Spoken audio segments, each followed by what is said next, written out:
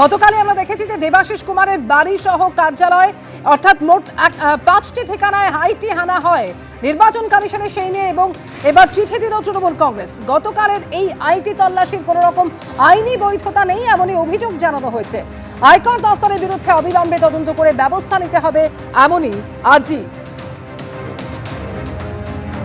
দেবাশিস কুমারের বাড়ি সহ কার্যালয় সহ একাধিক ঠিকানায় ইনকাম ট্যাক্স ডিপার্টমেন্ট হানা দেয়, আর সেই ঘটনায় এবার নির্বাচন কমিশনে চিঠি দিল তৃণমূল কংগ্রেস। গতকালের এই আইটি তল্লাশির কোনো রকম আইনি বৈধতা নেই এমনই অভিযোগ জানানো হয়েছে তৃণমূলের তরফ থেকে। আয়কর দফতরের বিরুদ্ধে অবিলম্বে তদন্ত করে ব্যবস্থা নিতে হবে এমনই আর্জি জানানো হয়েছে চিঠিতে।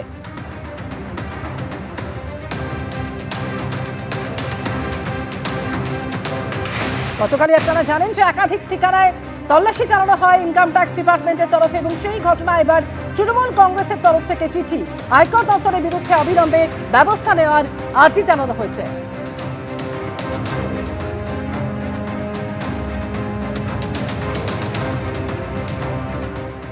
একজন ক্যান্ডিডেটের উপরে একটা কেন্দ্রীয় সংস্থা এই রকম দানবীয় পদক্ষেপ করতে পারে না। নির্বাচন কমিশনের এটা দেখা কর্তব্য।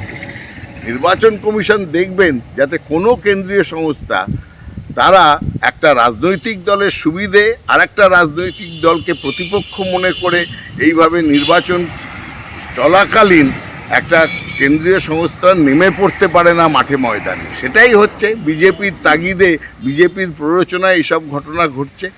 তাই জন্য আমরা নির্বাচন কমিশনের সব আইনি ব্যাখ্যা করে তাদের দৃষ্টি আকর্ষণ করেছি এবং বলেছি ইমিডিয়েট ইন্টারভেন করতে হবে, এদেরকে বিরত করতে হবে, তাদেরকে নোটিশ করতে হবে। যে নিরপেক্ষ ভূমিটা কোথায় সেইটা নিয়ে আমরা প্রশ্ন করেছি এবং তাদের আমরা বলেছি যে এই বিষয়ে আপনারা দেখুন এবং এই রকম ঘটনা বন্ধ হওয়া প্রয়োজন।